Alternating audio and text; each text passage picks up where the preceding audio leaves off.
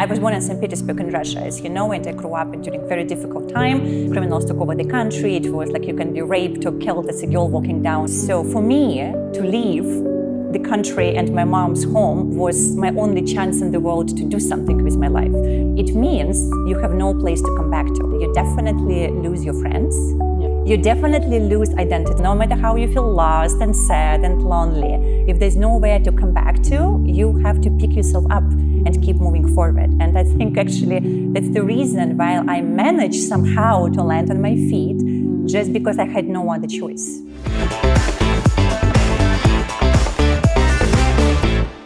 Welcome to Yana TV, where we have authentic conversations with conscious and impactful people of Asia.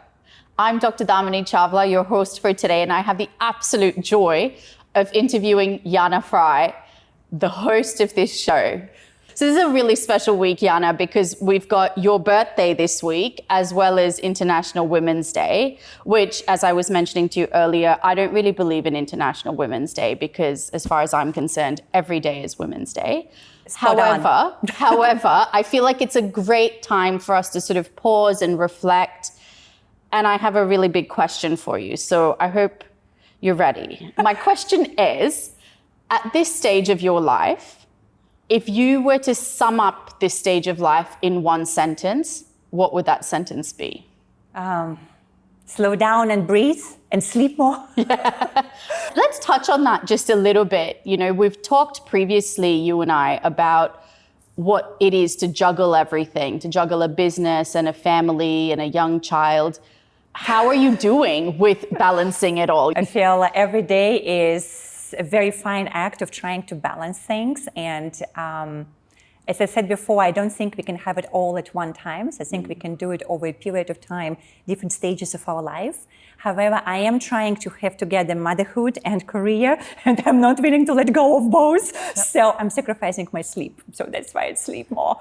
That's wonderful. Well, you know what? You still look great for someone who's sacrificing their sleep. So well done on that.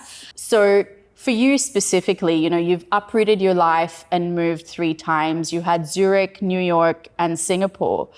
Everyone tends to glorify this whole movement and immigration, and there's a dark side to it though. So what would you say is something that you feel like you've lost? A lot, to answer it. To be honestly, a lot. And to be very sort of just honest and transparent here, I mean, I was born in St. Petersburg in Russia, as you know, and I grew up during a very difficult time.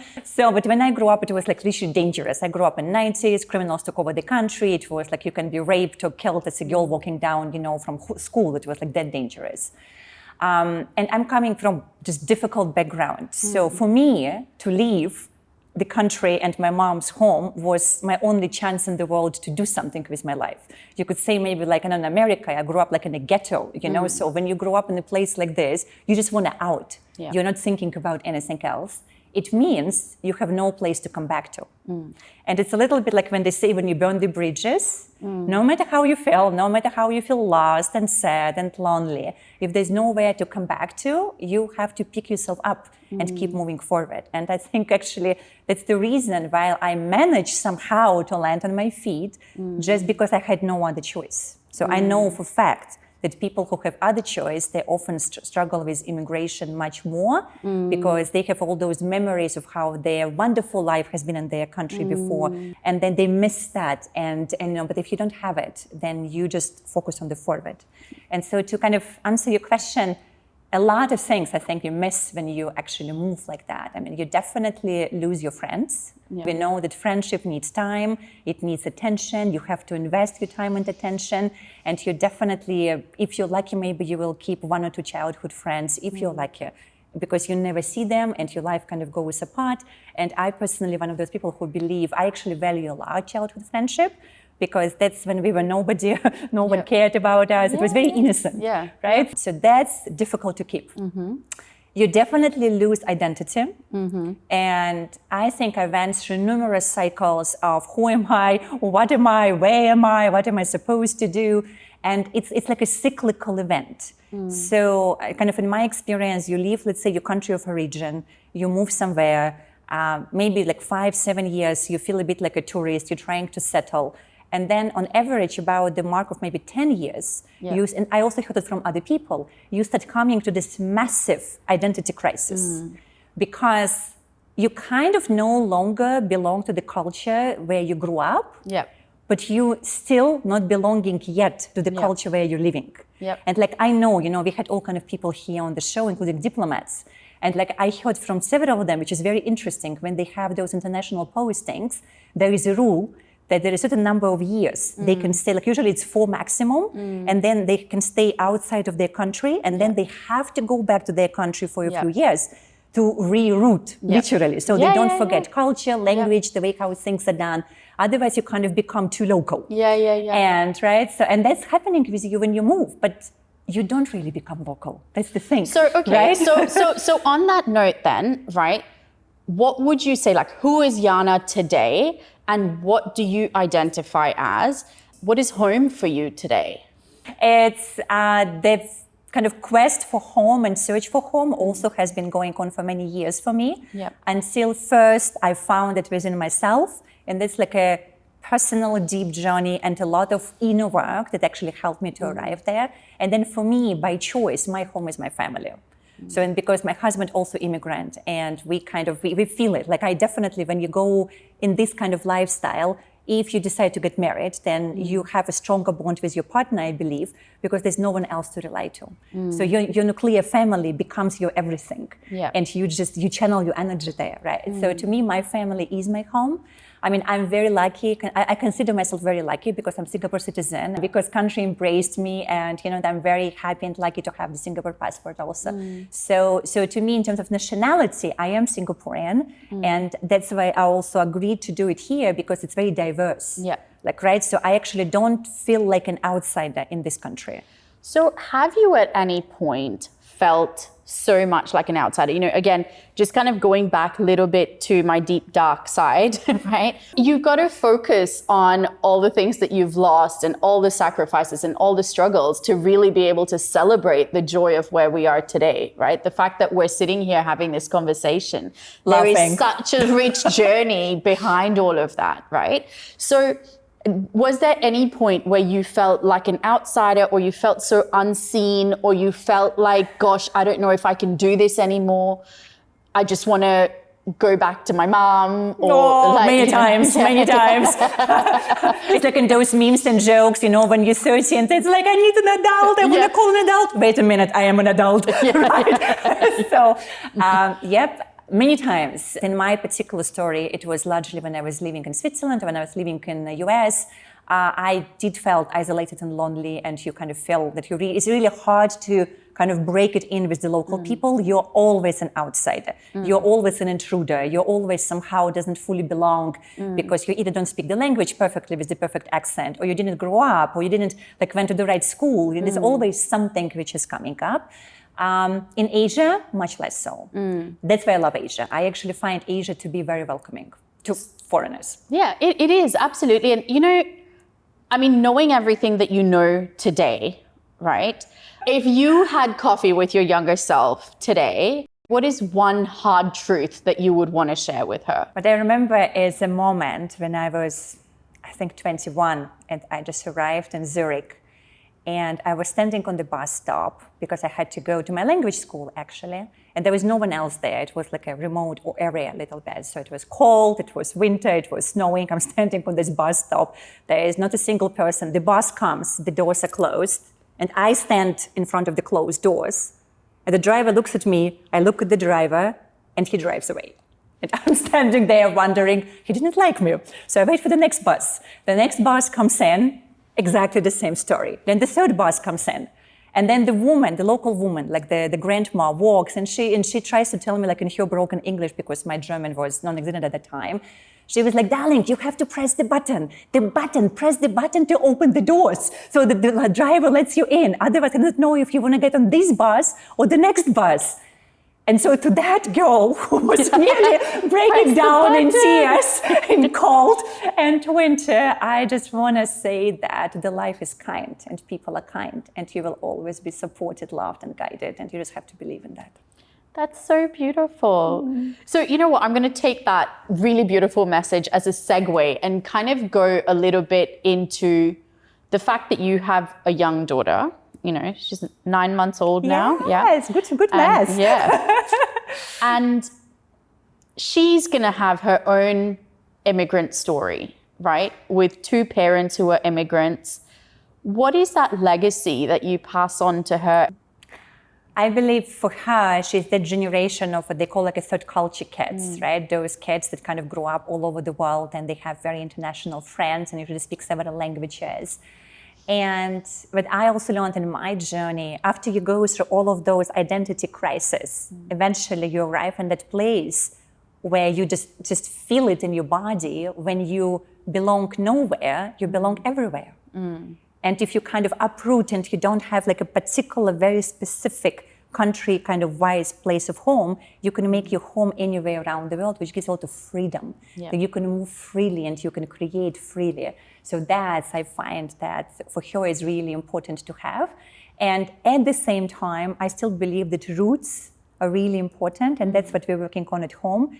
So you don't have to maybe be in a particular country, but I think traditions, like cultural traditions, are important to follow. Like celebrations, what do you do? Like how do you do that? For like cultural food, how do you cook it? How do you eat it? What are the values? How do you communicate with people, right? So all of this, I mean, art, culture, music, literature, like I find that is important. What's one key practice or ritual from your childhood that you're sharing with your daughter?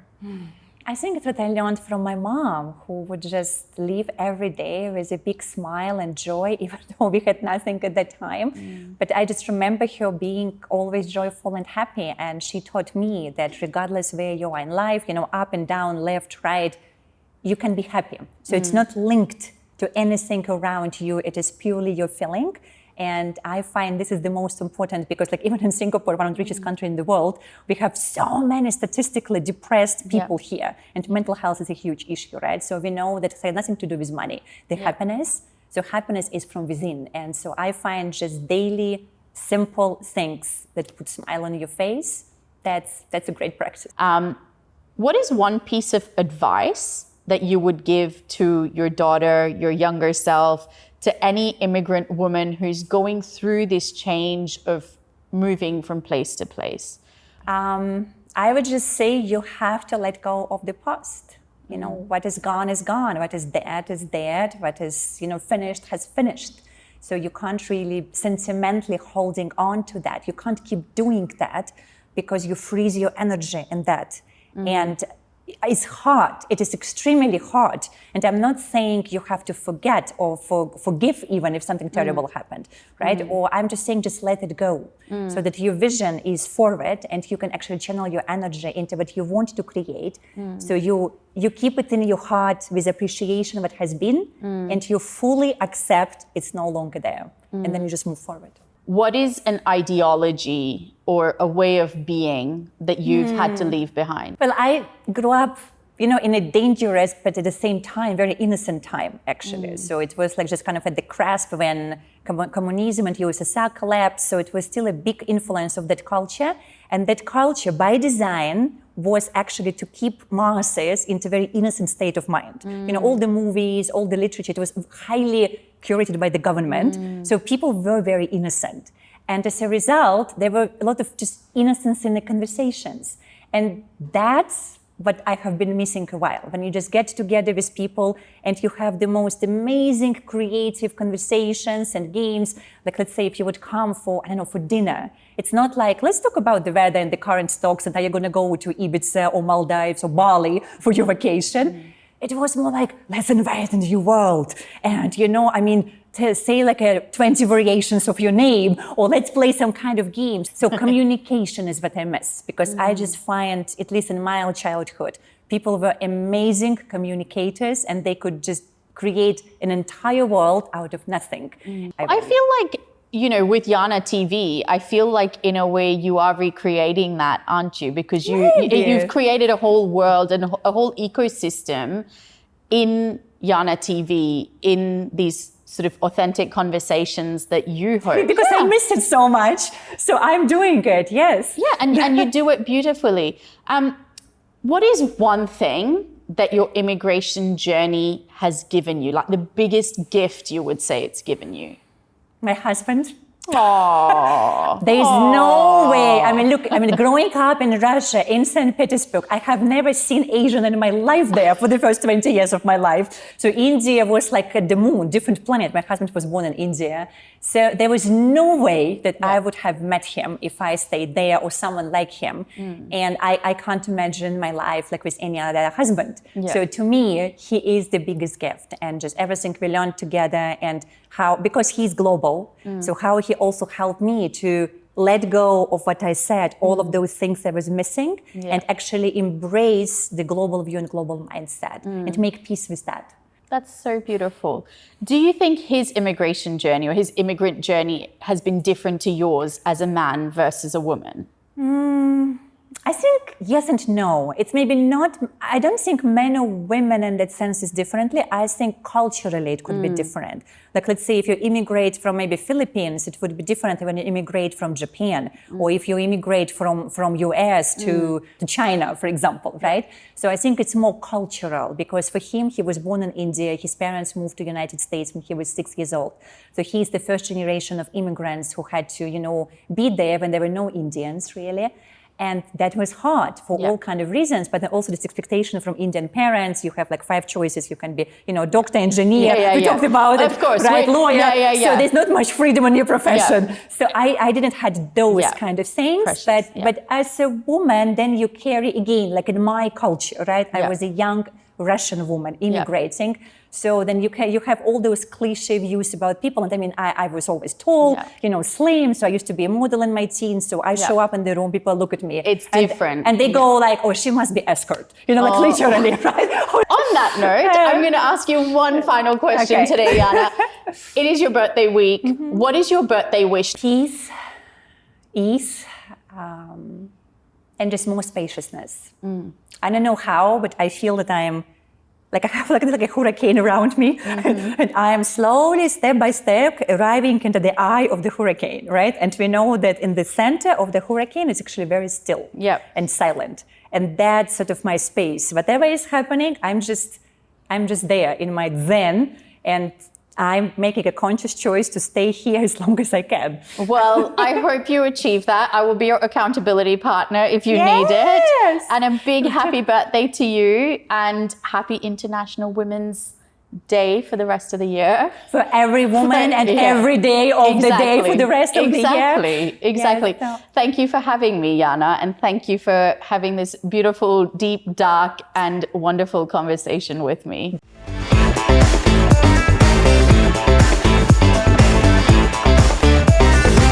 They do you. Okay. Serious, not serious. Welcome to Yana TV. Wait. You guys don't. I didn't know to sync everything up. I like that. That goes into blooper.